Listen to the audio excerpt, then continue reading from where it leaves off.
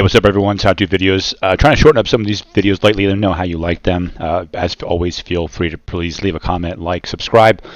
This is a flat-free tire install on a Greenworks 42-inch lawn tractor. Honestly, it could be any lawn tractor. You just have to kind of size up what ball bearing hub that you have. It's funny. So I came across a flat last year and tried to fix it. Took it to the shop.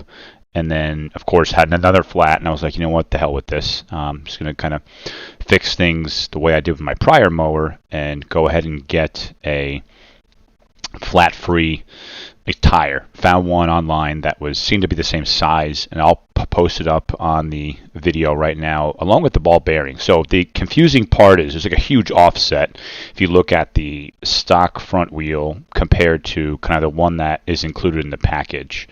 And you really have to, it comes with a 3/4 inch hub installed. It does have the option for a 5/8 or 1/2. This one takes specifically 1/2. I mean, I tried to drive around with a 3/4 or 5/8. It was disastrous, bumpy, not the least bit pleasant whatsoever. And these ride harder, just so you're aware.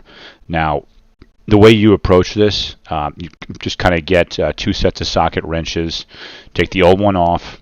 I would keep it around until you're 100% satisfied with the results. I found the other part on Amazon, these 1/2-inch spacers.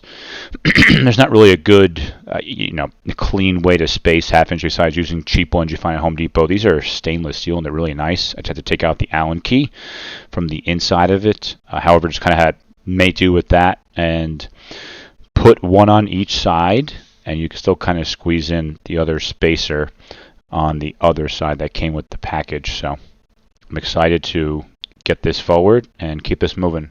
And for the last part of the install, once you have everything set up tight, don't over tighten it.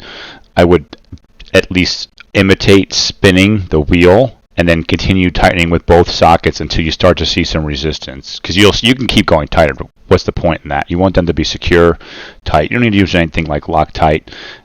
Given you may need to take these off at some point, doing maintenance, grease, what have you. But these have been in use now for about almost 2/3 of a season, the end of last year and then the start of this year. So at least happy with the results. Again, I'll send the link in the description below. Good luck and enjoy your spring, summer, and fall. How-to videos out.